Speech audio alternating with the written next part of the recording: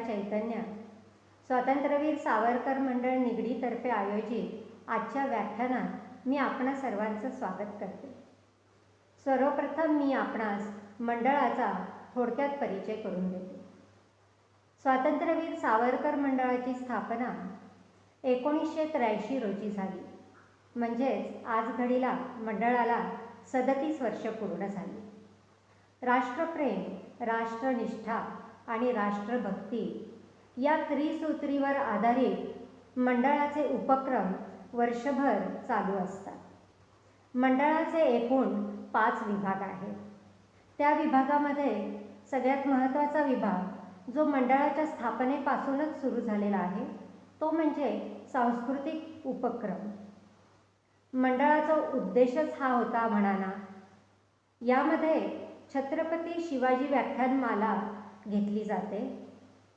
ही व्याख्यानमाला महाराष्ट्रभर प्रसिद्ध आहे आणि महाराष्ट्रातील नामवंत वक्ते या व्याख्यानमालेत आपले विचार मांडून गेलेले आहेत। याशिवाय स्वातंत्र्यवीर सावरकर राष्ट्रीय व राज्यस्तरीय पुरस्कार वितरणही या अंतर्गतच केले जाते। ग्रंथालय हा मंडळाचा दुसरा विभाग आहे। मंडळाचे ग्रंथालय अतिशय सुसज्जित असे आहे आणि जवळजवळ 45 ते 50 हजार ग्रंथ ग्रंथालयात आज घडीला आहे। त्याशिवाय ग्रंथालयातच एक अभ्यासिका देखील आहे। मंडळाचा तिसरा विभाग आहे निसर्गमित्र विभाग। निसर्गमित्र विभागाने आजपर्यंत जवळजवळ 10,000 पेक्षाही जास्त झाडांचे रोपण केलेले आहे। याशिवाय वृक्ष संवर्धन तसेच नदी स्वच्छता इत्यादी उपक्रम निसर्गमित्र मंडळातर्फे राबवले जातात। मंडळाचा पुढचा विभाग आहे सक्रिय असा महिला विभाग। या विभागातर्फे महिलांसाठी विविध उपक्रम वर्षभर घेतले जातात। त्याच्यामध्येच पर्यावरणाला जोडून अनेक उपक्रमही राबवले जातात। संस्कृती संवर्धन व विकास महासंघ हा मंडळाचा आणखीन एक विभाग आहे। यामध्ये सामाजिक व धार्मिक इत्यादी क्षेत्रात प्रबोधनात्मक कार्य केले जाते। स्पर्धा परीक्षा विभाग हा मंडळाचा नुकताच म्हणजेच 5-6 वर्षापूर्वी सुरू झालेला विभाग आहे। NDA व सैन्य दलात सहभागी होण्यासाठी आवश्यक असणाऱ्या सर्व परीक्षांचे मार्गदर्शन या विभागातर्फे केले जाते। मंडळाच्या वतीने आपली संत मंडळी तर पूर्वीच सांगून गेली आहे की रात्रंदिन आम्हा युद्धाचा प्रसंग, म्हणजेच जीवनात रोजच युद्ध आणि परीक्षा चालू असतात।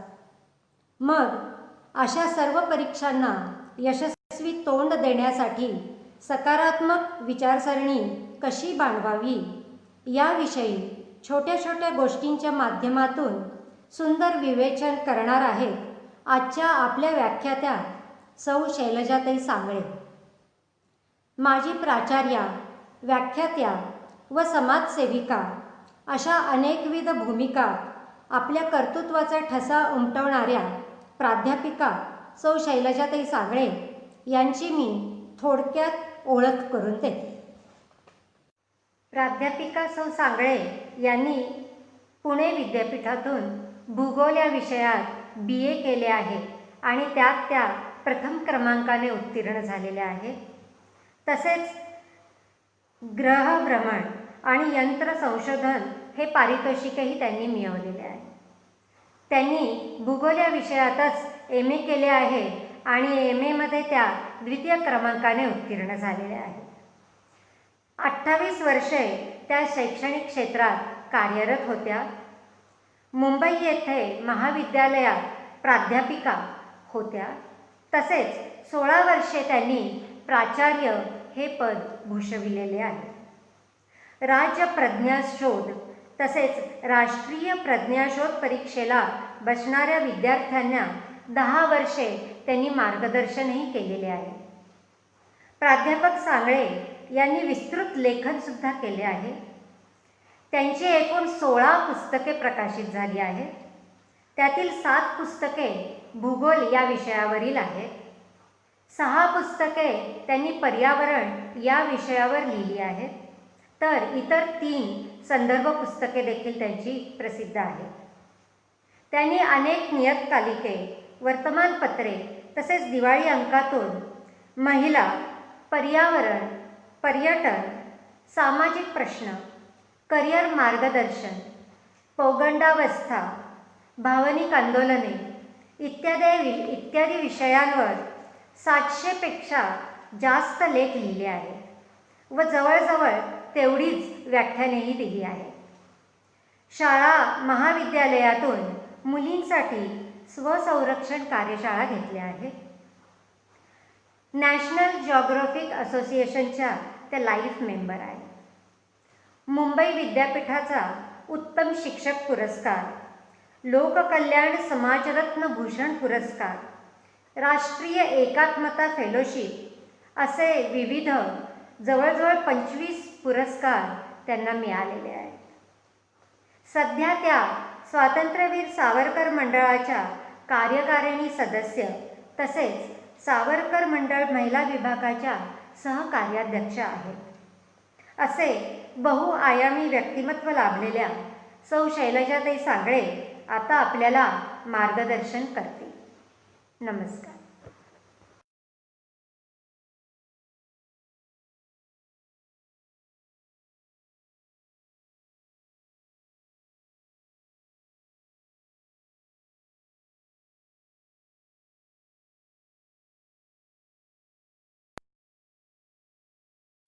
सावरकर मंडळाच्या स्पर्धा परीक्षा विभागातर्फे आयोजित आजच्या या परीक्षेसाठी सकारात्मक विचारसरणी या व्याख्यानासाठी उपस्थित आपणा सर्वांना माझा नम्र नमस्कार.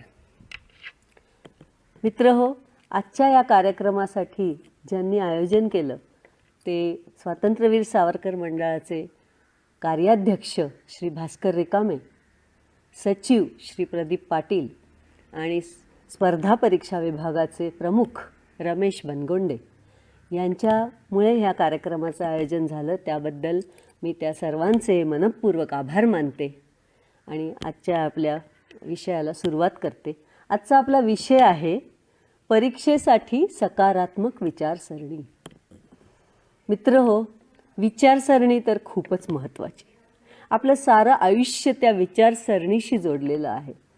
आपले विचार असतात ना, त्याप्रमाणेच आपली वागणूक असते आणि म्हणून विचारसरणी ही महत्त्वाची असते. फ्रँक आउटलॉननी म्हटलं आहे की तुमच्या विचारांवर लक्ष ठेवा, कारण विचारच तुमचे शब्द बनतात. तुमच्या विचारांवर लक्ष ठेवा, विचारांचे शब्द बनतात. तुमच्या शब्दांवर लक्ष ठेवा, कारण शब्दामधनंच कृती होते. तुमच्या शब्दांवर लक्ष ठेवा, कारण शब्दामधनं कृती होते. तुमच्या कृतीवर लक्ष ठेवा, कारण कृतीची तुम्हाला सवय होते. तुमच्या कृतीवर लक्ष ठेवा, कारण कृतीची तुम्हाला सवय होते. तुमच्या सवयीवर लक्ष ठेवा, कारण सवयीतनंच घडतं तुमचं चारित्र्य. तुमच्या सवयीवर लक्ष ठेवा, कारण सवयीतनंच घडतं तुमचं चारित्र्य. तुमच्या चारित्र्यावर लक्ष ठेवा, कारण चारित्र्यातनंच घडते तुमची नियती. तुमच्या चारित्र्यावर लक्ष ठेवा, कारण चारित्र्यातनंच घडते तुमची नियती. तर मित्रहो, बघा, प्रवास कुठून सुरू झाला आहे? विचारापासनं, आणि आपण आलो नियतीकडे. म्हणजे आपल्या विचारावरती आपली नियती अवलंबून असते. तर मित्रहो, तुम्हाला आयुष्यामध्ये काही व्हायचं असेल, स्पर्धा परीक्षांमधनं मोठे अधिकारी व्हायचं असेल, NDAतनं अधिकारी व्हायचं असेल, डॉक्टर, इंजिनियर, वकील, CA, उद्योगपती, कारखानदार, काहीही जरी व्हायचं असेल तरीसुद्धा तुमची विचारसरणी जर चांगली असेल तरच तुम्ही त्या यशोमंदिराचा कळस गाठू शकता. हॉवर्ड विद्यापीठात एक संशोधन झालं आहे आणि हॉवर्ड विद्यापीठातल्या संशोधनातनं असं सिद्ध झालं की एखाद्या उमेदवाराची जेव्हा मुलाखतीतनं निवड होते तेव्हा त्यामध्ये 85% वाटा हा त्याच्या विचारसरणीचा असतो. किती मित्र? 85% वाटा हा विचारसरणीचा असतो. फक्त 15% वाटा हा त्याचं बाह्य व्यक्तिमत्व आणि त्याला त्या विषयाबद्दल असलेलं ज्ञान वगैरे इतर बाबींचा असतो. त्यामुळे विचारसरणी ही खूप महत्त्वाची असते आणि म्हणून त्यासाठी आपण प्रयत्न केला पाहिजे. मित्र हो, ह्याची विचारसरणीची एक छोटीशी तुम्हाला एक गोष्ट सांगते. एकदा एक फुगेवाला फुगे विकत होता आणि बाजूला एक मुलगा होता. तो फुगेवाल्याकडे बघत होता. फुगेवाला हिरव्या, निळ्या, वेगवेगळ्या रंगाच्या फुग्यांमध्ये हवा भरून, तो हेलियम गॅस असतो तो भरून तो हवेत सोडत होता. लोक त्याच्याकडनं विकत घेत होते. तो मुलगा त्या फुगेवाल्याकडे आला आणि म्हणाला, फुगेवाले काका, मला हे सांगा की काळ्या रंगाच्या फुग्यामध्ये जर आपण हेलियम गॅस वायू भरला तर तो फुगा वर जाईल का? तेव्हा फुगेवाल्याने दिलेलं उत्तर लक्षात ठेवायला पाहिजे. फुगेवाला काय म्हणाला, बाळा, फुगा हा वरच्या रंगामुळे वर जात नाही. तो काळा असू दे, हिरवा असू दे, लाल असू दे, त्याच्या आतमध्ये आपण कुठला वायू भरला आहे तो महत्त्वाचा आहे आणि त्या वायूमुळे फुगा वर जातो. मित्र, तसंच आहे आपलं जे अंतरंग आहे, ह्या अंतरंगामध्ये काय आहे, कुठले विचार आहेत, त्याच्यावर सगळं अवलंबून आहे. तुम्ही काळ्यात, गोऱ्यात, बुटक्यात, जाडे आहात, नकटे आहात की खूप छान नाक आहे, खूप स्मार्ट आहात, त्याला महत्त्व नाही. तुमच्या अंतरंगात जे विचार आहेत त्या विचारांमुळेच तुम्ही आयुष्यात मोठे होतात आणि म्हणून विचारसरणी ही खूपच महत्त्वाची आहे. मित्र, विचारसरणी 2 प्रकारची असते, नकारात्मक विचारसरणी आणि सकारात्मक विचारसरणी. साधारण आपल्याला सगळ्यांना माहिती आहे आणि एक ते अत्यंत प्रसिद्ध असं उदाहरण आहे की ग्लासमध्ये पाणी असतं, अर्धा ग्लास. त्या ग्लासकडे जेव्हा नकारात्मक विचारसरणीचा माणूस बघतो तेव्हा तो काय म्हणतो, अर्धा ग्लास रिकामा आहे.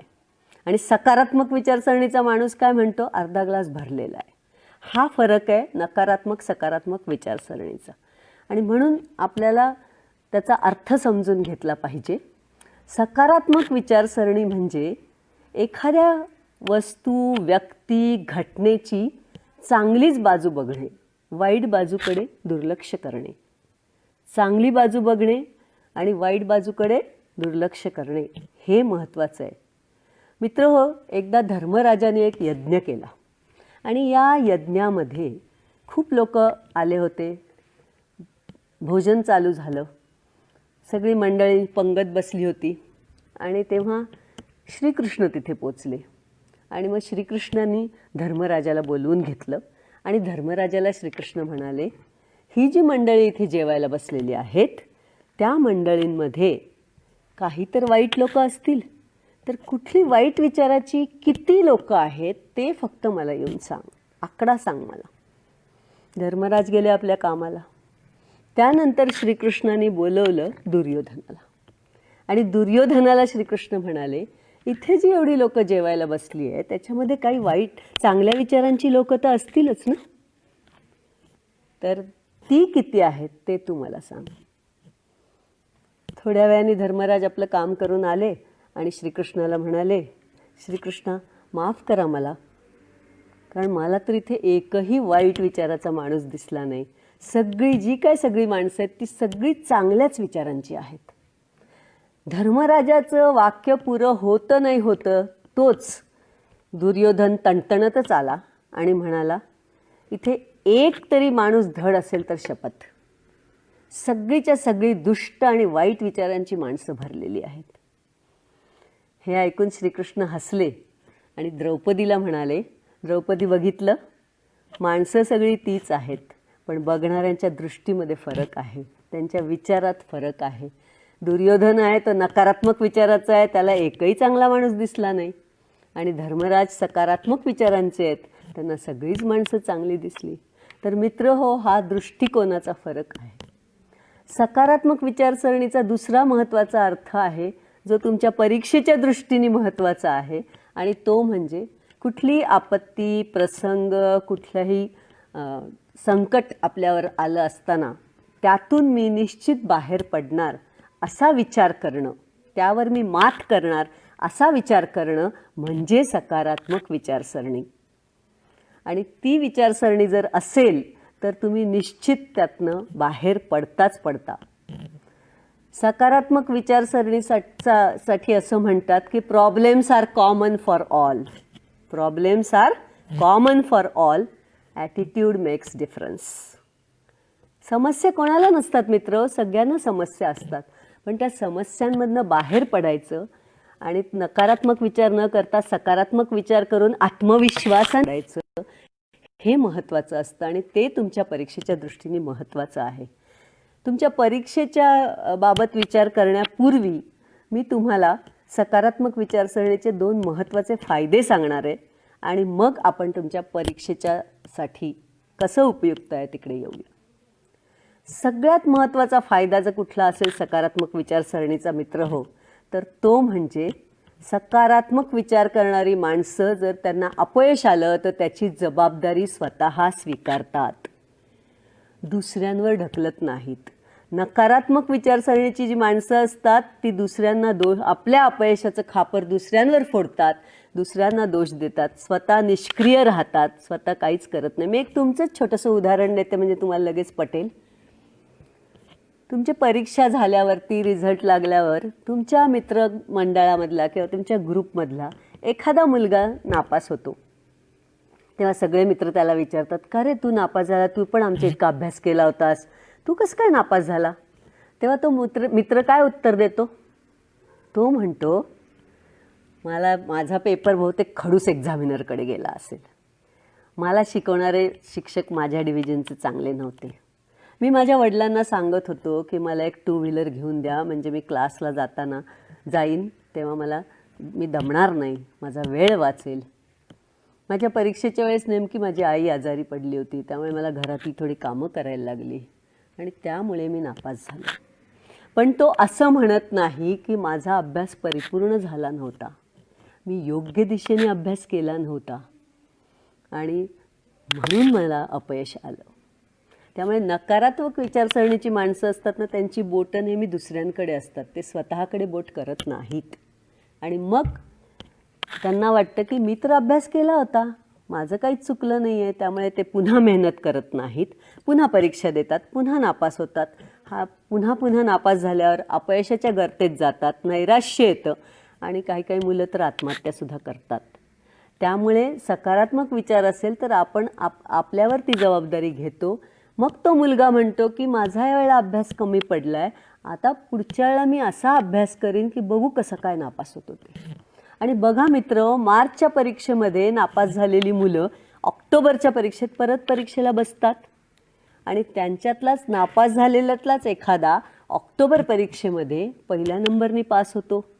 बरीचशी मार्चच्या परीक्षेत नापास झालेली मुलं ऑक्टोबरच्या परीक्षेत पास होतातच ना, कारण ती पुढे मेहनत करतात, सकारात्मक विचार ठेवतात, पुन्हा नव्याने उमेदीने पुन्हा परीक्षा देतात आणि ती तिथे पास होतात. आणि म्हणून मित्र हो, हे लक्षात ठेवा की कुठलंही संकट आलं, काही आलं तरी आपल्याला त्याच्याकडे सकारात्मकतेने बघायचं आहे.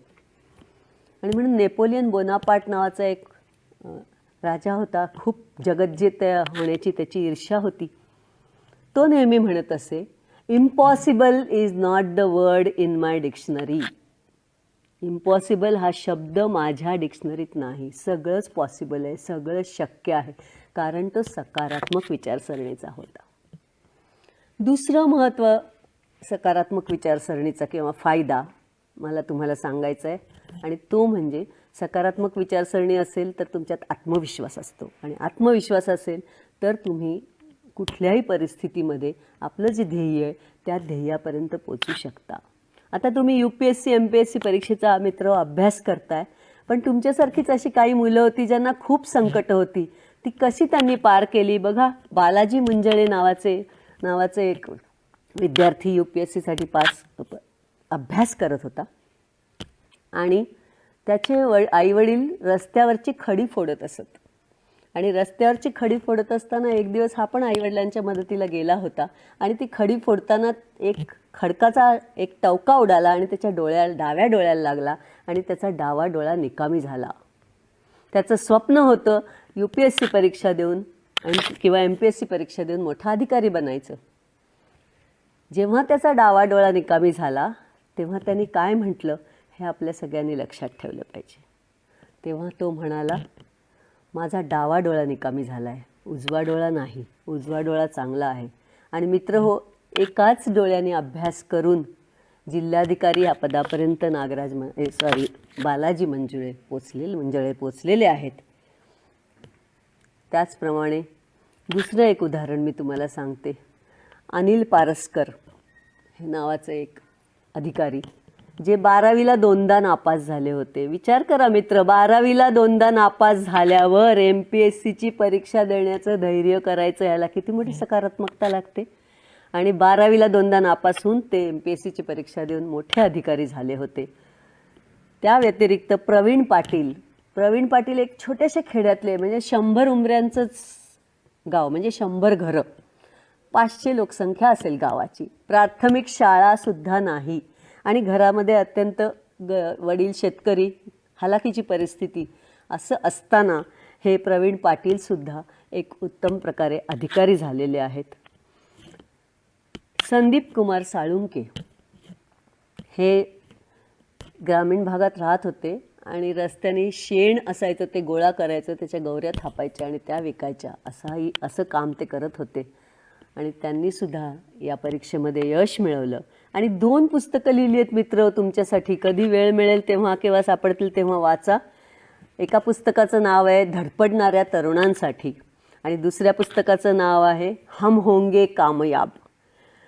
अशा प्रकारे राजेश पाटील, ज्यांनी मोलमजुरी करून ज्यांच्या घरामध्ये पैसे आल्यावरच चूल पेटत असे ते राजेश पाटील ह्यांनीसुद्धा परीक्षा देऊन कलेक्टर झाले आणि त्यांनी पुस्तक लिहिलं आहे ताई मी कलेक्टर व्हायनू. हे पुस्तक त्यांनी स्वतःच्या अनुभवाचं लिहिलं आहे. तर मित्र, ही सगळी मंडळी सकारात्मक विचारसरणीची होती आणि म्हणूनच त्यांनी UPSC MPSC या परीक्षा व्यवस्थितपणे पार केल्या आणि यशस्वी झाले. दुसरा मुद्दा मी तुम्हाला सांगत होते तो आत्मविश्वासाचा. सकारात्मक विचारसरणीमुळे तुम्हाला संकट पार करण्यासाठी आत्मविश्वास येतो. मी एक तुम्हाला छान उदाहरण सांगते जे तुम्हाला अगदी व्यवस्थित पटेल असं, आणि त्यासुद्धा IAS ऑफिसरच होत्या, IPS ऑफिसर होत्या. त्या म्हणजे किरण बेदी. किरण बेदी या महाराष्ट्रातल्या पहिल्या महिला उच्चपदस्थ अधिकारी, पोलीस अधिकारी होत्या.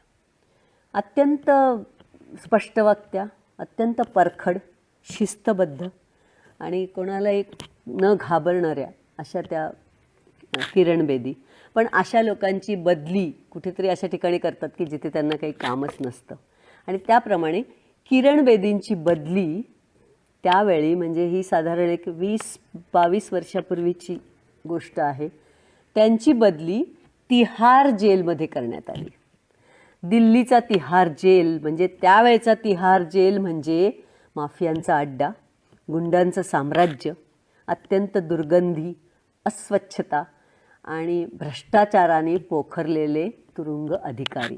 आणि अशा या तिहार जेलमध्ये पोलीस महानिरीक्षक म्हणून त्यांची नियुक्ती करण्यात आली. त्यांची नियुक्ती झाल्याबरोबर लगेच पत्रकार आले, त्यांचं बाईट घ्यायला आले, कारण आजकाल लगेच पत्रकार पोचतात. आणि त्यांना विचारलं की इथे सगळी उलट्या काळजाची माणसं भरलेली आहेत आणि तुम्ही ही नोकरी कशी काय स्वीकारलीत, तुम्ही इथे कसे काय रुजू झालात. कारण किरण बेदी दुसऱ्याच दिवशी आपल्या जिथे बदली झाली होती तिथे तिहार जेलमध्ये रुजू झाल्या. त्यावर किरण बेदींनी दिलेलं उत्तर हे सगळ्यांनी लक्षात ठेवलं पाहिजे. त्या म्हणाल्या, प्रेमाने सारं जग जिंकता येतं. प्रेमाचे शब्द कोणाला नको असतात. मी या सगळ्या गुन्हेगारांना प्रेमाने जिंकून घेईल आणि हा नरकासमान असलेला हा तिहार जेलचं मी सुधारगृहात रूपांतर करीन. बघा केवढी सकारात्मकता, केवढा आत्मविश्वास. जेव्हा त्यांची बदली झाली तेव्हा त्यांनी काहीही हालचाल केली नाही, मंत्र्यांना भेटल्या नाहीत, बदली कॅन्सल करण्यासाठी अर्ज केला नाही, रजेवर गेल्या नाहीत. त्या डायरेक्ट जाऊन रुजू झाल्या आणि त्यांनी कामाला सुरुवात केली. मित्र, कठीण होतं हे काम, कारण ते सगळे अट्टल गुन्हेगार होते. त्या नुसत्या राऊंडला निघाल्या तरी चमचे वाट्या फेकून मारायचे त्यांना. त्यामुळे त्यांना तसा खूप त्रास, सुरुवातीला खूप त्रास झाला. पण सकारात्मकता आणि आत्मविश्वास यामुळे त्यांनी काम चालू ठेवलं. आणि त्यांनी सर्वात पहिले काय केलं तर सगळ्यांना योगासनं प्राणायाम शिकवले, त्यांची मनं शांत केली. त्यानंतर प्रौढ साक्षरता वर्ग सुरू केले.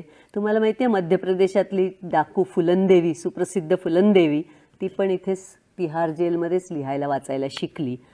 त्यांना लिहायला वाचायला शिकवलं, मग लायब्ररी स्थापित केली, चांगली चांगली पुस्तकं आणली. त्यानंतर त्यांच्यासाठी व्होकेशनल ट्रेनिंग सुरू केलं, म्हणजे व्यावसायिक प्रशिक्षण सुरू केलं. ज्याला जे आवडेल त्यांनी ते प्रशिक्षण घ्यायचं. असे ग्रुप्स बनवले 10-10, 12-12, 15-15 लोकांचे. कोणाला विणकाम शिकवलं, कोणाला बागकाम शिकवलं, कोणाला रंगकाम, कोणाला हस्तकलेच्या वस्तू बनवायला शिकवल्या.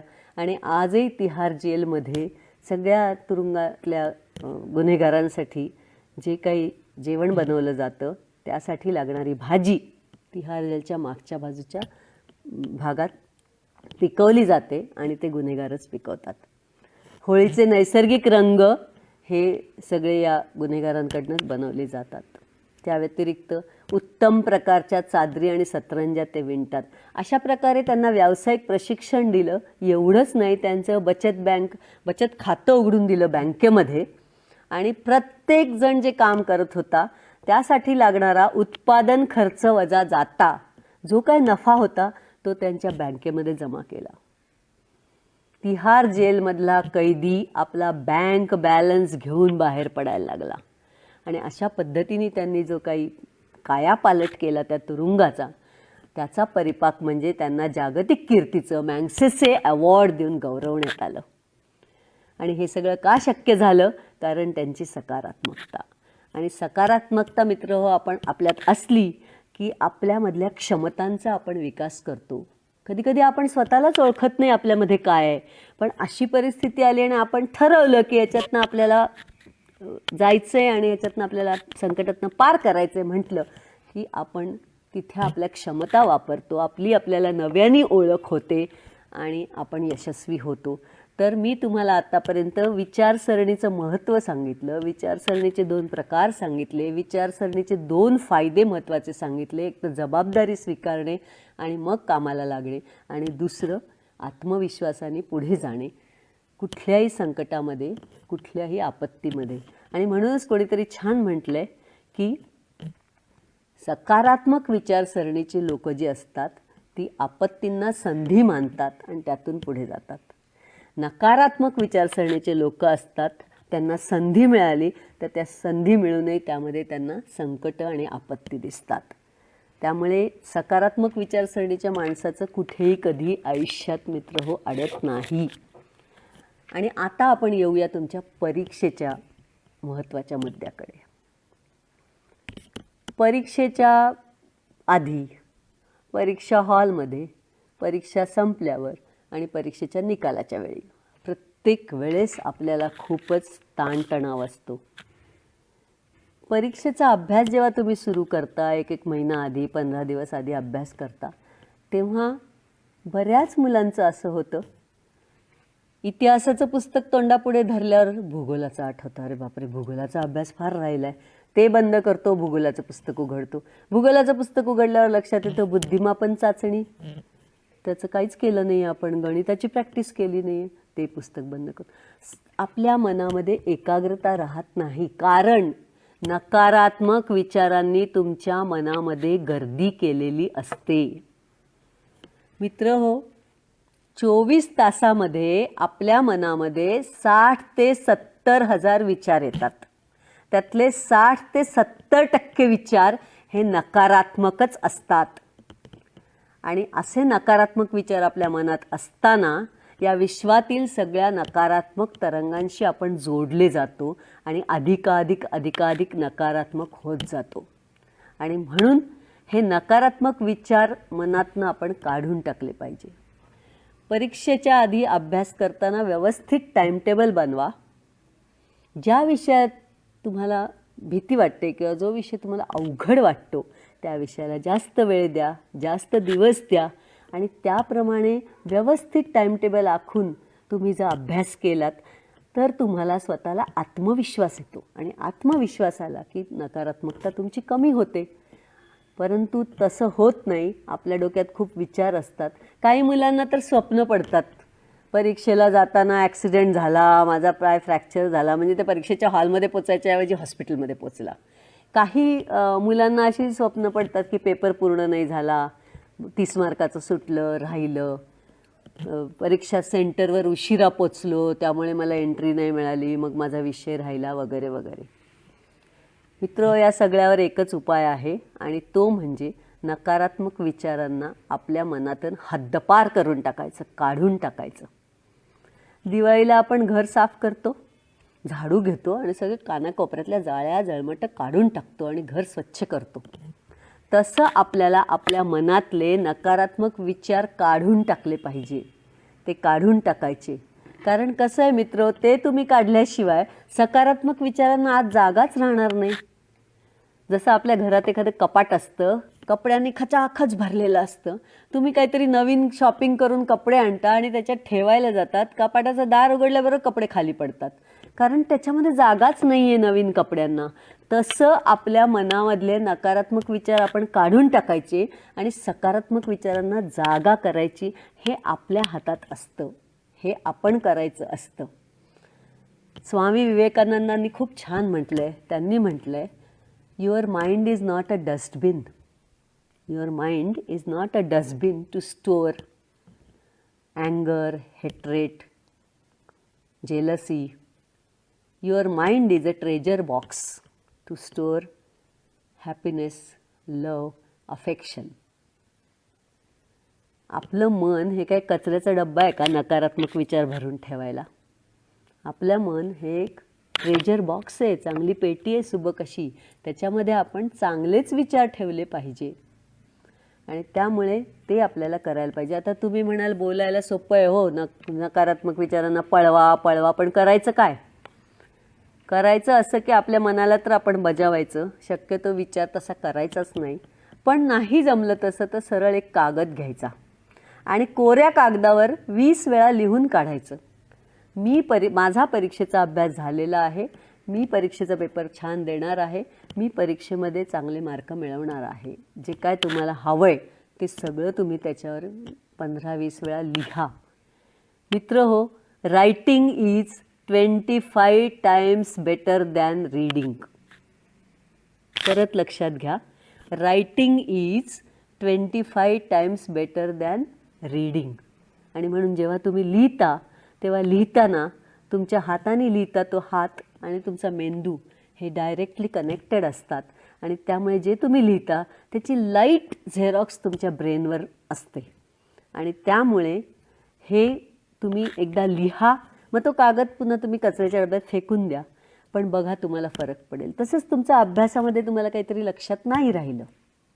असतात काही शब्द असे, विशेषतः रशियासारखे जे देश आहेत त्यांचे ते शहरांची नावं फार विचित्र असतात, कधी लक्षात नाही राहत आपल्याला. मग ती अशी मोठी मोठी नावं जर तुम्हाला लक्षात राहत नसतील ना, तर कागद घ्यायचा आणि ते नाव 10 वेळा लिहून काढायचं. बघा 10 वेळा लिहून काढल्यावर दुसऱ्या दिवशी तुम्ही जेव्हा लिहायला बसाल, तुमच्या स्पेलिंगमध्ये एवढीसुद्धा चूक होणार नाही, हे तुम्ही अनुभवाल. आणि म्हणून अशा प्रकारे आपल्याला नकारात्मकता आपल्यातली घालवायचीच आहे आणि सकारात्मक विचार करायचा आणि त्या पद्धतीने अभ्यास करायचा. सकारात्मकता म्हणजे मला परीक्षा द्यायची आहे, मी परीक्षा उत्तम प्रकारे देणार आहे, कारण माझा अभ्यास झालेला आहे आणि मी त्या परीक्षेत उत्तम प्रकारे उत्तीर्ण होणार आहे. हा विश्वास स्वतःचा आपल्या मनामध्ये असणं आणि असा विचार करणं म्हणजे सकारात्मकता. आणि म्हणून परीक्षेच्या आधी नकारात्मक विचारांची गर्दी करून वेळ वाया घालवू नका. सतत आपल्या मनाला बजावत राहा की मी परीक्षेत उत्तम प्रकारे पास होणार आहे. पण मित्र हो, नुसतं लिहून कागदावर आणि म्हणून नाही चालणार. अभ्यास मात्र केला पाहिजे, सतत मेहनत केली पाहिजे. मेहनतीशिवाय यश नाही. तुम्ही म्हणाल मी नुसतं पुस्तक बंद करून बसतो आणि 10 नाही 100 वेळा लिहून काढतो, तसं यश मिळणार नाही. फक्त नकारात्मकता घालवण्यासाठी आपल्याला हे लिहायचं आहे आणि आपला अभ्यास मात्र चालूच ठेवायचा आहे. परीक्षेच्या हॉलमध्ये गेल्यावर तर खूपच धडधड होतं आणि आजकाल नवीन पद्धतीनुसार 10 मिनटं आधीच तुम्हाला परीक्षेच्या हॉलमध्ये नेऊन बसवतात आणि ते 10 मिनटं म्हणजे भयंकर असतात. किती नकारात्मक विचारांची गर्दी डोक्यात होते. पेपर कसा येईल, आउट ऑफ सिलेबस येईल का, कठीण प्रश्न येतील का, मला उत्तर आठवेल का मध्येच ब्लँक व्हायला होईल का, माझा पेपर वेळेत पूर्ण होईल का. अनेक नकारात्मक विचारांची गर्दी परीक्षेच्या हॉलमध्ये तुमच्या डोक्यात असते. तेव्हा परीक्षेला गेल्यावर हॉलमध्ये एंट्री केल्यावर आपल्या जागेवर बसल्यावर डोळे मिटून फक्त ध्यानस्थसारखं बसायचं, कुठलाही विचार मनात येऊ द्यायचा नाही, विचाराला हाकलून टाकायचं आणि विचार असा करायचा की मी परीक्षेमध्ये चांगल्या प्रकारे पेपर लिहिणार आहे, चांगल्या प्रकारे मार्क मिळवणार आहे, मला सगळं आठवणार आहे, माझं सगळं वेळेत पूर्ण होणार आहे, माझा अभ्यास परिपूर्ण झालेला आहे. हे स्वतःच्या मनाला बजावायचं आहे. हातात क्वेश्चन पेपर पडल्यावर टेन्शन घेऊ नका. कधी कधी कठीण पेपर असतो तेव्हा असा विचार करायचा की पेपर कठीण आला आहे ना, मी एवढा अभ्यास केला तर मला कठीण वाटतं, बाकीच्यांनाही कठीणच जाणार आहे, त्यामुळे काही घाबरायचंच कारण नाही. पेपर कठीण असला तरी मी लिहिणार आहे आणि त्याप्रमाणे पेपर आपण लिहायचा आहे. बरेच वेळा टेन्शनमुळे तुम्ही जे नकारात्मक विचार करता, ताणतणाव असतो, त्यामुळे बरेच वेळा बऱ्याच मुलांना ब्लँक व्हायला होतं. एखादं उत्तर येत असतं पण ते आठवतच नाही. चांगला अभ्यास केलेला असतो, काल सगळं आठवत असतं, आज पेपर लिहायला लागलं की ते उत्तरच आठवत नाही. ब्लँक, याला ब्लँक होणे जे आपण म्हणतो, ते ब्लँक जेव्हा तुम्ही होता ते कशामुळे होता माहिती आहे मित्र? 2 गोष्टींमुळे होतात. एक तर तुमची झोप पूर्ण झालेली नसते. खूप मुलांच्या मी गप्पा ऐकते. मी आता 30 वर्ष विद्यार्थ्यांबरोबरच कॉलेजमध्ये काढली. एक मित्र दुसऱ्या मित्राला सांगत असतो, अरे काल मी 3 वाजता झोपलो रे, 3 वाजेपर्यंत अभ्यास केला. दुसरा म्हणतो, अरे तू तर झोपला, मी तर झोपलोच नाही, रात्रभर अभ्यास करत होतो. चुकीचं आहे मित्रांनो. मेंदू म्हणजे मशीन नाही हो. मशीनसुद्धा गरम होतं. तुम्ही सतत 12-14 तास मशीन चालू केलं तर ते गरम होतं, त्याला गार करावं लागतं. तुमचा मेंदू म्हणजे मशीन नाही आहे. मेंदूला आराम मिळाला पाहिजे, विश्रांती मिळाली पाहिजे.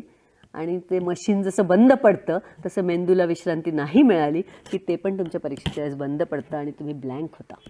आणि म्हणून झोप व्यवस्थित घेतली पाहिजे. मी तर तुम्हाला सांगते आणि हे लक्षात ठेवा की परीक्षेच्या 2 दिवस आधी तुम्ही निदान कमीत कमी 7-7 तास झोप ही घेतलीच पाहिजे. दुसरं ब्लँक होण्याचं मित्र हो, दुसरं महत्त्वाचं कारण म्हणजे परीक्षेला जाताना तुम्ही नेहमी उपाशीपोटी जाता. बरीच मुलांच्या आईची ही तक्रार आहे की मुलांना काही खायला दिलं तर ते खात नाहीत. आम्हाला अभ्यास करायचा आहे, आम्हाला वेळ नाही. उपाशीपोटी परीक्षेला जाता. 11 ते 2 परीक्षेला 12:30-1 वाजले की तुमच्या पोटात कावळे ओरडायला लागतात आणि मग भूक लागली की आपलं ब्रेन काम करत नाही. थोडंसं विषयांतर आहे पण मला तुम्हाला आवर्जून हे सांगायचं आहे की तुम्ही परीक्षेला जाताना काहीतरी खाऊन जा. आणि तेच इतकं पण खाऊ नका की तिकडे जाऊन खूप सुस्ती येऊन तुम्हाला झोप येईल आणि तुम्ही बाकावर डोकं टेकून झोपाल. इतकं पण खाऊ नका, पण थोडंसं खाऊन गेलं पाहिजे. आणि वेळ नाही लागत मित्र. एका बाजूला पोह्याची प्लेट ठेवा, खाता खाता वाचा, हातामध्ये भाजीपोळीचा रोल करून खा. पण परीक्षेला खाऊन जात नाहीत बरीच मुलं. कोणाला मळमळ होते, ॲसिडिटी होते, कोणाला चक्कर येते, अनेक गोष्टी होतात. त्यामुळे ब्लँकही व्हायला होतं. तर हे ब्लँक होऊ नये म्हणून आपण आपली काळजी घेतली पाहिजे. परीक्षेचा पेपर सुपरवायझरला दिल्यावर क्वेश्चन पेपर जो असतो, प्रश्नपत्रिका, त्याची घडी करायची आणि आपल्या खिशात घालायची. परत ती प्रश्नपत्रिका वाचायची नाही. बाहेर जाऊन मित्रांबरोबर चर्चा करायची नाही. फार महत्त्वाची गोष्ट मी तुम्हाला सांगते, करून बघा एकदा, तुम्हाला त्याचा चांगला अनुभव येईल. तुम्ही त्याबद्दल चर्चा करता, किती चुकलं, किती बरोबर आलं, त्याचा परिणाम तुमचा दुसऱ्या दिवशीच्या पेपरच्या अभ्यासावर जरूर होतो. आणि पुन्हा मग नकारात्मक विचारांची साखळी सुरू होते आणि दुसऱ्या दिवशीच्या पेपरच्या अभ्यासाला एकाग्रता राहत नाही. त्यामुळे पेपरची घडी करायची, खिशात घाला, नाही तर पिशवीत घाला. घरी जाऊन तो कपाटामध्ये पेपर ठेवून द्यायचा. सगळे पेपर होईस्तोवर काहीही उघडून बघायचं नाही. किती चुकलं, किती बरोबर आलं, हे जर तुम्ही केलं तर तुमच्यातली नकारात्मकता खूप कमी होईल. कारण जे कधीकधी असं होतं की आपल्याला येत असतं आणि मग तरीसुद्धा आपण चुकीचं लिहितो परीक्षेमध्ये आणि मग त्याचा आपल्याला नंतर त्रास होतो आणि मग त्याचा पश्चाताप होतो. मग मनाला त्रास होतो, एकाग्रता राहत नाही, तोच विचार डोक्यात यायला लागतो. मग आज आपला हा इतका छान अभ्यास झालेला असताना आज ही अवस्था झाली आहे. उद्याचा पेपर तर माझ्यासाठी खूप अवघड विषय आहे, मग उद्या काय होणार? म्हणजे हे परत नकारात्मक विचारांची मालिका सुरू होते. आणि म्हणून मित्र हो, क्वेश्चन पेपर किंवा प्रश्नपत्रिका पुन्हा उघडायची नाही. परीक्षेच्या हॉलमध्ये उघडली तेवढीच, परत घरी नेऊन ठेवून द्यायची. हे पथ्य तुम्ही सगळ्यांनी पाळा आणि छान पुढच्या पेपरचा अभ्यास आपला होत राहतो. परीक्षा संपल्यावर सुट्टीमध्ये कशी परीक्षा झाली, काय निकाल येणार, कुठलाही विचार करू नका. टेन्शन फ्री राहून मस्त सुट्टी एन्जॉय करा आणि मग एक दिवस तुमच्या निकालाची तारीख जाहीर होते. परीक्षेचा निकाल यायच्या आधीच काही मुलं खूप टेन्शन घेतात. म्हणजे मला आठवतं, मी जेव्हा कॉलेजमध्ये शिकवत होते तेव्हा परीक्षेची मार्कशीट हातात आल्यावर त्याच्यात नापास झालेलं बघितल्यावर मुलं आत्महत्या करायची. आता अलीकडे नंतर एखादा पेपर वाईट गेला, पुढचे पेपर चांगले जाणार नाही या विचाराने परत आत्महत्या करायला लागले. गेल्या वर्षी तर एका मुलीने परीक्षेचा अभ्यास बरोबर झाला नाही म्हणून आत्महत्या केली. हे सगळं काय आहे? हे सगळं नकारात्मकता आणि त्यातून येणारं नैराश्य याचं लक्षण आहे. आणि म्हणून परीक्षेच्या निकालाच्या आधीसुद्धा घाबरू नका. नापास झालं म्हणजे काय फार मोठा गुन्हा नाही केला. नापास झालं तर परत जोमाने अभ्यास करायचा आणि परत परीक्षा द्यायची. मित्र, या स्पर्धा परीक्षांसाठी तर तुम्हाला खूप मेहनत करायला लागते. म्हणजे पूर्वपरीक्षेत पास व्हाल तर कदाचित मुख्य परीक्षेत पास नाही होणार. मुख्य आणि पूर्व दोन्ही परीक्षेत पास व्हाल तर मुलाखतीमध्ये कधी फेल व्हाल. त्यामुळे खूप चिकाटी ठेवून, खूप सकारात्मकता ठेवून आपल्याला हे सतत करायचं असतं. आणि म्हणून निकालाचं पण टेन्शन नाही घ्यायचं. जो येईल तो निकाल स्वीकारायचा, त्याची अपयशाची जबाबदारी आपण स्वीकारायची, सकारात्मकता ठेवायची आणि पुढे जायचं. हे आपण तंत्र सांभाळलं पाहिजे. बऱ्याच घरांमध्ये मुलगा नापास झाला, मुलगी नापास झाली तर अगदी सुतकी वातावरण होतं. जसं काही काय झालं आहे, घरामध्ये कोण गेलं आहे अशा पद्धतीचं वातावरण होतं. असं टेन्शन घेण्याची गरज नाही. आईवडिलांना पण वाटतं किंवा त्या मुलालाही वाटतं की पूर्वपरीक्षेतच मी नापास झालो तर आता कसं काय MPSC UPSC करणार. असं काहीही नसतं मित्र हो. माझ्या ओळखीच्या एक फॅमिली आहे, त्यांची मुलगी 10 वेळा CAच्या परीक्षेला बसली आणि 10व्या वेळा ती परीक्षेमध्ये पास झाली. त्यामुळे नापास होणे हा गुन्हा नाही आहे आणि नापास झालं तरी आपण पुढे जाऊ शकतो हे अगदी निश्चित आहे. आणि ते जर तुम्ही सांभाळलं तर मग गोष्टी खूप सोप्या होतात. तुम्हाला माहिती आहे का, जगात जी मोठी माणसं आहेत, जी नावाजलेल्या व्यक्ती आहेत, ज्या नामांतिक व्यक्ती आहेत, ज्यांना आपण जागतिक कीर्तीच्या व्यक्ती म्हणतो, अशा व्यक्तीसुद्धा अनेक वेळा नापास झालेल्या आहेत. शालेय जीवनात असतील, महाविद्यालयीन जीवनात असतील.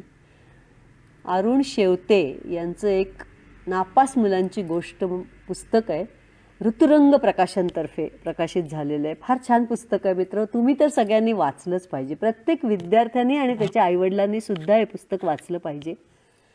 आपल्या स्वातंत्र्यवीर सावरकर मंडळाच्या ग्रंथालयामध्ये हे पुस्तक आहे. त्याचा आपण जरूर वाचा आणि अभ्यास करा. ह्या पुस्तकामध्ये असं दिलं आहे की इंदिरा गांधी केम्ब्रिज विद्यापीठात स्टॅलिन या विषयामध्ये नापास झाल्या होत्या. महात्मा गांधी MAच्या 2ऱ्या वर्षाला नापास झाले होते. थोर कवी गुलजार इयत्ता 4थीमध्ये असताना त्यांना सर्व विषयात 0 भोपळा मिळाला होता. सर्व विषयात एकूण mark 0.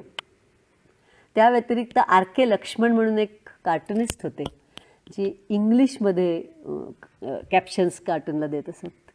World famous cartoonist. English विषयातच नापास झाले होते. थोर शास्त्रज्ञ आइन्स्टाईननी कित्येक शोध लावले आणि अत्यंत जागतिक कीर्तीचे असे हे शास्त्रज्ञ, परंतु ते 5वीच्या वर्गामध्ये सायन्स या विषयामध्ये नापास झाले होते. सुशील कुमार शिंदे, जे आपले महाराष्ट्राचे मुख्यमंत्री होते, त्यांना SSCच्या 3 वाऱ्या करायला लागल्या होत्या. पहिल्यांदा बसले नापास झाले, दुसऱ्यांदा बसले नापास झाले आणि तिसऱ्या वेळेस ते पास झाले. अशी खूप मंडळी आहेत मित्र, जी शालेय जीवनात, महाविद्यालयीन जीवनात नापास झाली आहेत आणि तरीसुद्धा त्या व्यक्ती जागतिक कीर्तीच्या ठरलेल्या आहेत.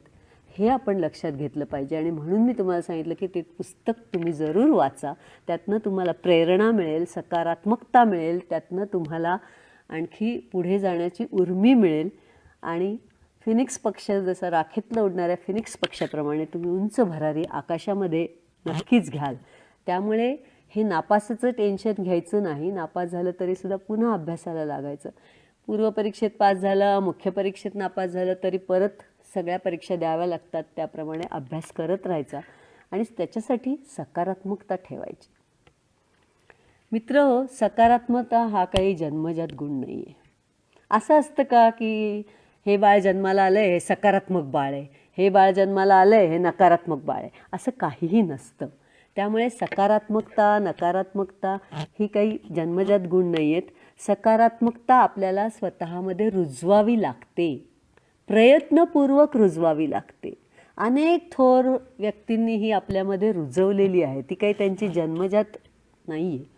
त्यामुळे तीच तुम्ही रुजवण्याचा प्रयत्न केला पाहिजे. आपल्याला माहिती आहे, अमिताभ बच्चन जेव्हा मुंबईला आले, स्वप्न होतं त्यांचं अभिनेता बनण्याचं. जेव्हा मुंबईत आले, पहिल्यांदा रेडिओ सेंटरवर गेले आणि तिथे आवाजाची टेस्ट म्हणजे ऑडिओ टेस्ट दिली. तेव्हा त्या सेंटरच्या अधिकाऱ्यांनी सांगितलं की तुमचा आवाज रेडिओला चालणार नाही, हाकलून दिलं. तसेच पुढे गेले, निराश झाले नाही. दुसऱ्या दिवशी परत बाहेर पडले. एक ठिकाणी शूटिंग चालू होतं. ते शूटिंगच्या इथे लंच टाईममध्ये गेले आणि त्या निर्मात्याला हात जोडून म्हणाले, मला अभिनेता व्हायचं आहे, मला कुठलाही एक छोटासा रोल द्या तुमच्या सिनेमामध्ये, पण मला अभिनेता व्हायचं आहे. त्या निर्मात्याने अमिताभ बच्चन यांच्याकडे असं वरपासनं खालपर्यंत बघितलं. त्यावेळेचे अमिताभ बच्चन अगदी सुरुवातीचे अत्यंत बारीक होते आणि त्यामुळे उभट चेहरा वाटायचा. नाक पण एवढं चेहऱ्यावरती लांब असं नाक. त्यांच्याकडे बघितलं आणि ते निर्माते म्हणाले, आलाय मोठा हिरो बनायला. स्वतःचा चेहरा आरशात बघितलायस का? स्वतःला आरशात बघितलंयस का? काठीला कपडा गुंडाळल्यासारखं तुझं व्यक्तिमत्व दिसतंय. आलाय मोठा हिरो बनायला. जिथून आला तिथे परत जा. अमिताभ बच्चन हारले नाहीत, प्रयत्न चालू ठेवला. मग 7 हिंदुस्थानी पहिला चित्रपट मिळाला आणि त्यानंतर तुम्हाला काही सांगायलाच नको, चित्रपटांची मालिका, सगळे चित्रपट हिट झाले.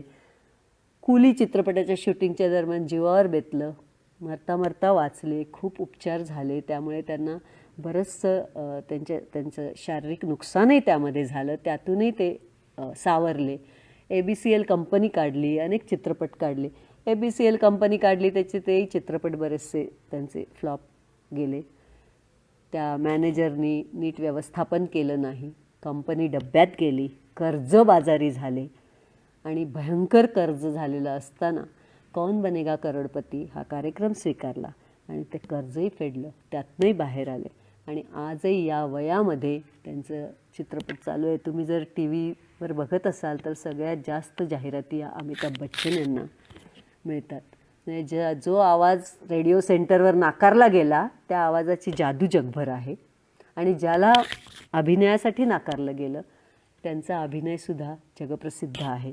त्यामुळे मित्र हो, ही असते सकारात्मकता. हे एक उत्तम उदाहरण आहे अमिताभ बच्चन यांचं आणि म्हणून सकारात्मकता आपल्यामध्ये रुजवण्याचा प्रयत्न करा.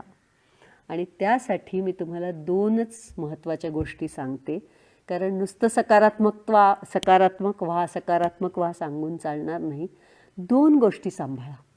एक महत्त्वाचं म्हणजे वर्तमानात जगायला शिका.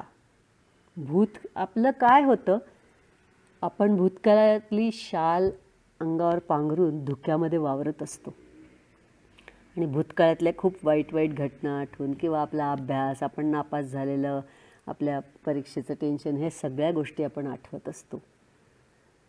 जेव्हा आपला निकाला जवळ येतो, निकालाची तारीख जाहीर होते, तेव्हा आपल्याला आठवतं, अरे बापरे, मागच्या परीक्षेमध्ये मी फेल झालो होतो, आता पण फेल होईन का? म्हणजे आपण आपलं मन भूतकाळात जातं. बघा, भूतकाळात जाऊन पण आपण नकारात्मकच विचार करतो. भविष्यकाळाचा विचार पण आपण नकारात्मक करतो की माझी परीक्षा तर झाली, आता रिझल्ट आला जवळ, आता काय रिझल्ट येणार माझा, पास होणार की नापास होणार, तिथेही आपले नकारात्मक विचार असतात. त्यामुळे भूत आणि भविष्य यांना बाजूला ठेवायचं, वर्तमानात जगायला शिका. वर्तमान काय आहे तुमचा? आता अभ्यास करायचा आहे आपल्याला.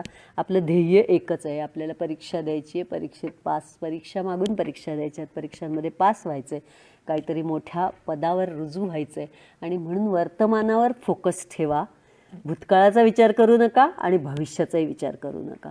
कोणीतरी छान म्हटलं आहे की do not think of past, do not think of past, past brings tears. भूतकाळाचा विचार करू नका, भूतकाळ डोळ्यात अश्रू आणतो. Do not think of future, do not think of future, future brings fear. भविष्याचा विचार करू नका, भविष्य तुमच्या मनात भीती निर्माण करतं. Always think of present, present only brings cheers. फक्त वर्तमानात राहा, वर्तमानाचा विचार करा, वर्तमानच तुम्हाला आनंदी ठेवेल. आणि त्यामुळे हे वर्तमानात जगायला शिकायचं आहे. आपल्याला ना मित्र हो, पाण्यासारखं व्हायचं आहे. पाण्याबद्दल कोणीतरी खूप छान म्हटलं आहे की the important thing about water is it adjust itself in any shape and situation. पाण्याबद्दल महत्त्वाची गोष्ट म्हणजे ते कुठेही ॲडजस्ट होतं. म्हणजे तुम्ही चमच्यात टाका, चमच्याचा आकार घेतं, ग्लासमध्ये होता, ग्लासचा आकार घेतं, थाळीत होता, थाळ्याचा आकार घेतं.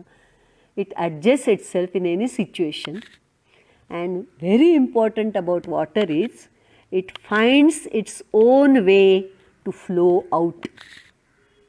It finds its own way to flow out. त्याचा मार्ग तो स्वतः शोधतो. बघा तुम्ही, एखादं छोटं जरी होल असेल कुठल्या पिशवीला, त्याच्यातनं पाणी बाहेर येतं. कुठे थोडं लिकेज असेल तिथून पाणी बाहेर येतं. तो आपला आपला मार्ग शोधत असतो. तसं आपल्याला पाण्यासारखं व्हायचं आहे त्या परिस्थितीमध्ये, वर्तमानामध्ये आपल्याला ॲडजस्ट व्हायचं आहे आणि आपला मार्ग आपण स्वतः निवडायचा आहे. लोकमान्य टिळकांनी फार छान म्हटलं आहे. लोकमान्य टिळक म्हणतात, समोर अंधार असला तरी पलीकडे उजेड आहे हे लक्षात ठेवा. समोर अंधार असला तरी पलीकडे उजेड आहे हे लक्षात ठेवा. हा अंधार जो पार करून जातो त्यालाच उजेड दिसतो. त्यामुळे अंधार आहे म्हणून आपण तिथून पळत मागे फिरलो तर आपल्याला यश येत नाही. त्यामुळे अंधार जरी असला तरी सकारात्मकता ठेवायची आणि पुढे उजेड असेल ना असं म्हणून पुढे गेलात तर पुढे उजेड दिसतो. आणि म्हणून सकारात्मकता महत्त्वाची. दुसरं महत्त्वाचं, एक तुम्हाला सांगितलं वर्तमानात जगा, आणि दुसरं फार महत्त्वाचं आहे, असा मंत्र जपायचा की जे होतं ते भल्याकरता होतं, जे होतं ते बऱ्याकरता होतं, भल्याकरता होतं, असा मंत्र जपायचा. त्याची एक छोटीशी गोष्ट सांगणार आहे आणि मग मी थोड्याच वेळात संपवणार आहे. एक राजा होता आणि त्याचा प्रधान होता. त्या प्रधानाला अशी सवय होती म्हणायची, जे होतं ते बऱ्याकरता होतं. एक दिवशी राजाचं बोट तुटलं, तुकडाच पडला बोटाचा, भळाभळा रक्त व्हायला लागलं, सगळं दाणादाण झाली राज्यामध्ये, वैद्याला बोलवा. बोटाचा तुकडा पडल्याबरोबर प्रधान म्हणाला, जे होतं ते बऱ्याकरता होतं. राजाची मलमपट्टी झाली, सगळं झालं. राजाला भयंकर संताप झाला होता की हा प्रधान असं कसं म्हणू शकतो, इथे माझं बोट तुटलंय, भळाभळा रक्त वाहत आहे, मला इतक्या वेदना होत आहेत, आणि हा म्हणतो जे होतं ते बऱ्याकरता होतं. त्यामुळे राजाचं सगळं पट्टी वगैरे बांधून झाल्यावर तो सेवकांना म्हणाला, ह्याला पहिले तुरुंगात टाका, माझ्या डोळ्यासमोर नको हा माणूस, हा असं कसं म्हणू शकतो. भयंकर संताप झाला होता राजाला. त्याला तुरुंगात टाकलं प्रधानाला. आणि नंतर राजाचा संताप कमी होईना म्हणून तो शिकारीला निघाला आणि तो जंगलात शिकारीला गेला. शिकारीला गेल्यावर आदिवासी लोकांचा उत्सव चालू होता आणि हे आदिवासी लोक बळी देत, दर उत्सवामध्ये एक माणसाचा बळी द्यायचे, नरबळी. आयताच राजा आला, म्हणाले आता आपल्यामधल्या कोणाचा बळी नको द्यायला, हा माणूस आला याचा बळी देऊया. राजाला पकडला, मोठा एक खडकावरती त्याला उभं केला, त्याला बांधून ठेवला, त्याची शिळा तिथले शिळेवरती उभं केलं आणि सगळे आदिवासी त्याच्याभोवती गोल उभे राहिले.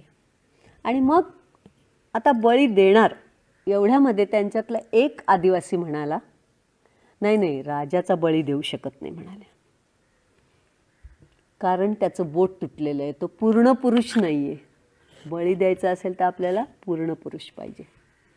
सोडून दिला राजाला. राजा विचार करत होता, प्रधान म्हणाला होता ते बरोबर होतं, जे होतं ते बऱ्याकरता होतं. राजा परत आला, सेवकांना सांगितलं त्याला सोडून द्या रे, त्यांनी बरोबर सांगितलं होतं. प्रधानाला सोडला. प्रधान टग्यासारखा चालत आला, काय राजे कसली शिकार केली वगैरे वगैरे. राजा म्हणाला, ते सगळं राहू दे, मला हे सांग, मी जेव्हा शिकारीला गेलो ते बोट तुटलं होतं त्याच्यामुळे वाचलो, पण जेव्हा मी तुला तुरुंगात टाका म्हणून सेवकांना सांगितलं त्यावेळी पण तू म्हणालास जे होतं ते बऱ्याकरता होतं.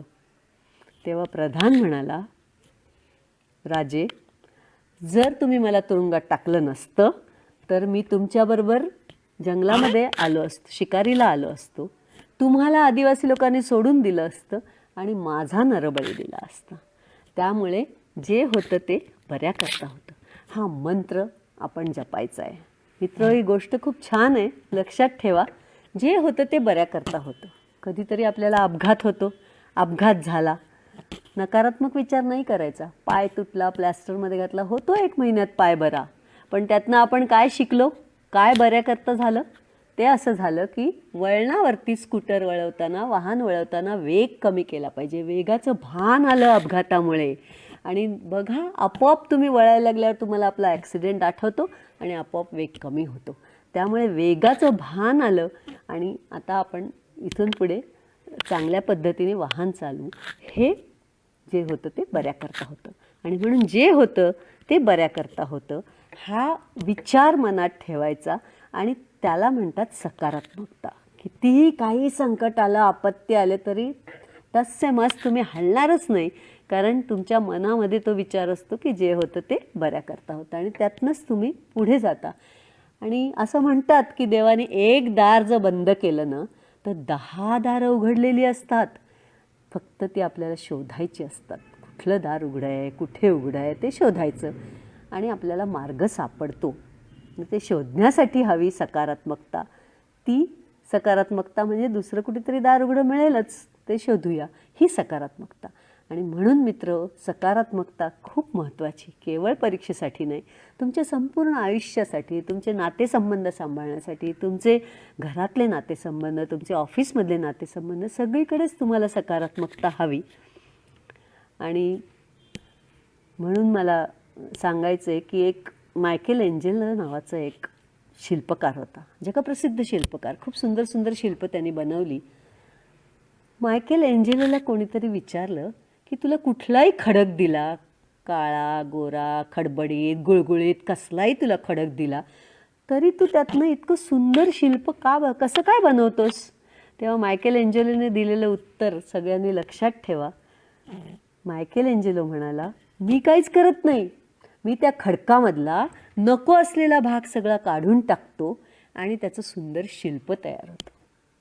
मित्र हो, तुमच्या आयुष्यातला सुद्धा हा सगळा नकारात्मक विचारांचा भाग तुम्ही काढून टाका आणि तो काढल्यावर तुमच्या जीवनाचं सुद्धा एक सुंदर असं शिल्प तयार होईल.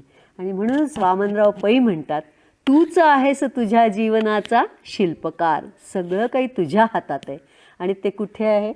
इथे आहे, तुमच्या विचारामध्ये आहे. विचार चांगला असेल, आयुष्य सुंदर होतं, आयुष्य छान होतं. आणि मी शेवटी तुम्हाला एक कविता की म्हणण्यापेक्षा विचार आहेत. एक थोर तत्त्वज्ञ होते इमर्सन, त्यांनी विचारावरती खूप छान लिहिलं आहे. तेवढं वाचून मी माझं हे वक्तव्य संपवणार आहे. इमर्सन म्हणतात, विचारच दरिद्री असले की आयुष्य कंगाल बनतं. विचारच दरिद्री असले की आयुष्य कंगाल बनतं. म्हणून अविचारी दिशाहीन माणसं परिस्थितीचे गुलाम असतात. अविचारी दिशाहीन माणसं परिस्थितीचे गुलाम असतात. प्रतिकूल नकारात्मक घडताना विचारांनी स्थिर शांत राहणं ही जगण्याची पहिली कसोटी आहे. विचारांनी स्थिर आणि शांत राहणं ही जगण्याची पहिली कसोटी असते. संकट काळातही सातत्याने सकारात्मक विचार करणं ही यशाची खरी परीक्षा असते.